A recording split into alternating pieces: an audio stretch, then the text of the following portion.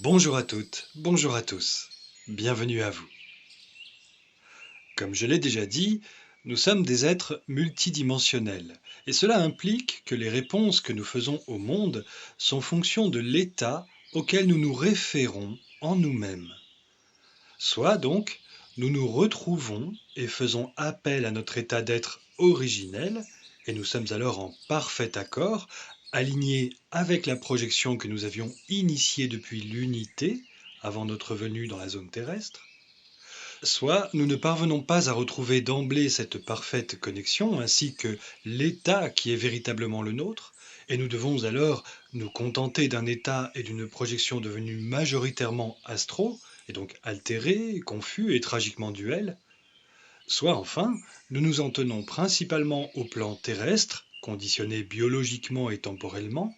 et c'est lui qui nous mène par le bout du nez. Et nous de nous retrouver alors en proie à l'angoisse de l'impermanence des choses et de chercher matériellement à échapper à cet ingrat conditionnement par l'élaboration d'actions matérielles correctives dont le summum apparent sera placé dans l'espérance d'une victoire obtenue par la découverte d'un procédé nous donnant accès à l'immortalité ainsi qu'à l'éternelle jeunesse, ce que pourrait directement nous permettre la connexion parfaite et permanente à notre état d'unité. Quand bien même cette victoire matérialiste, biologique, pourrait être avérée, nous continuerions d'être inconsciemment menés par le bout du nez, cette fois par un état astral passablement perturbé et toujours aussi influent. Précisément parce que l'ignorance de nos parts subtiles confère de facto à la dimension astrale une influence inconsciente prioritaire, puisqu'il s'agit de la dimension la plus proche et donc la plus persuasive, depuis laquelle nous projetons par défaut une réalité altérée, à la fois sur Terre, mais également dans l'astral même, puisque c'est la même matrice déconnectée qui englobe ces deux dimensions. Cette fatalité astrale, je ne cesse de la constater en tant que passeur, d'abord auprès des êtres en errance lorsqu'ils sont bloqués sur un plan astral transitoire, mais aussi, et cela est plus retors, auprès des êtres situés dans les plans plus lumineux de cette même quatrième dimension. On pourra toujours déplorer qu'une fatalité astrale et donc également terrestre soit persistante à cause d'un manque de conscience et aussi à cause de l'ignorance des mécanismes subtils de projection, mais il conviendra finalement de toujours garder à l'esprit que la boussole ultime de notre expérience au sein de la matrice, fût-elle extrême dans l'horreur du non-amour, ce sera toujours le soi supérieur, c'est-à-dire notre part d'unité absolument pure et incorruptible qui n'est que tolérance, patience et miséricorde, puisqu'elle respecte inconditionnellement le déroulement de l'expérience du non-amour. Et ce d'autant plus parce qu'elle sait que cette expérience connaîtra de toute façon un heureux dénouement. Comprenons que nos créations souffrantes et absurdes provenant d'une projection majoritairement astrale sont finalement tolérées par notre soi supérieur qui ne fait que mettre en application le respect absolu de la loi du libre arbitre, même déviant, même dysfonctionnel. Cela ne signifie pas pour autant qu'il puisse faire preuve de laxisme, puisqu'il ne fait en réalité qu'appeler en permanence sa part incarnée altérée et bien souvent sourde au retour à son droit chemin. En attendant, ici-bas,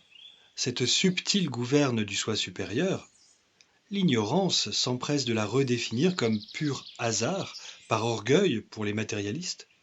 ou bien comme miracle accordé, soit directement par un Dieu suprême, soit par ses représentants célestes, par naïve espérance pour les croyants méritants. Et pour ceux qui se situent entre les deux, on parlera plus volontiers d'une bonne étoile les accompagnant,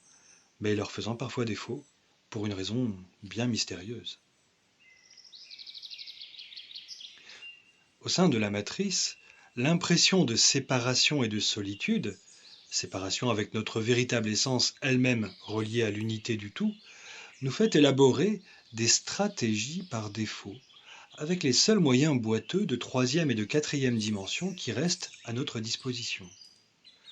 C'est entre autres ce qui explique le culte voué à la technologie et au transhumanisme. quelles que soient les formes, même intéressantes, qui découleront de cette déconnexion avec notre pur esprit créateur, ne perdons jamais de vue que ce seront toujours là des créations engendrées par défaut. Depuis l'astral déjà, la perte de ce divin lien fondamental qui nous prive de notre identité réelle ainsi que de notre souveraineté, nous plonge fatalement dans l'infantilisme et la dépendance, une dépendance énergétique avant tout. Et ainsi, par répercussion dans la matière, l'élaboration d'un cadre parental ne fait que correspondre à une projection astrale teintée d'infantilisme et de dépendance, devenue cette fois biologique et matérielle, avec d'un côté une part nourricière et de l'autre une part autoritaire, toutes deux extérieures et largement admises depuis des lustres, parce que garantissant ainsi ensemble, a priori, la réponse salutaire à une attente de reconnaissance, d'acceptation, de protection et donc de rassurance.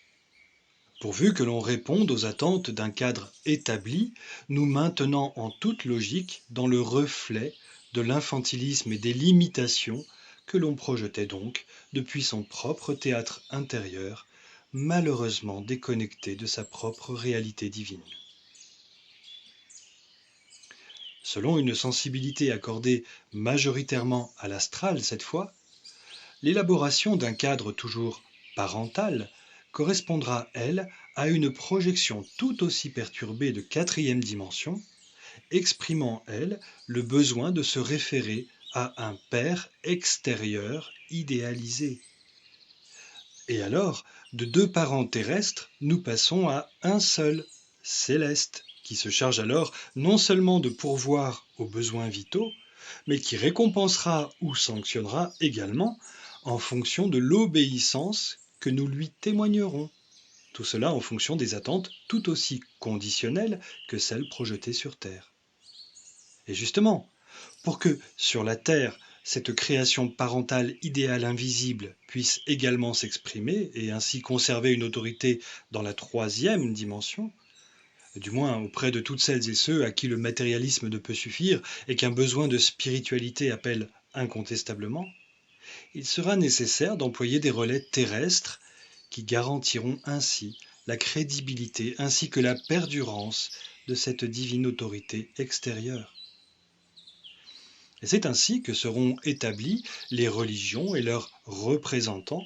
leur but étant précisément de relier les humains à l'invisible par la transcendance du visible, c'est-à-dire en permettant de maintenir l'infantilisme de la logique parentale, mais cette fois à un niveau et à un état plus élevé, plus spirituel, plus sacré, ce qui permet alors aux croyants de se maintenir de manière plus acceptable et plus assumée à mi-chemin entre un matérialisme primaire rejeté et une souveraineté déléguée à Dieu sait qui. Reconnaissons que c'est déjà ça, mais que c'est encore bien loin de toucher au but existentiel escompté, c'est-à-dire à l'émancipation de l'être véritable, lui permettant de devenir pleinement souverain. À bientôt.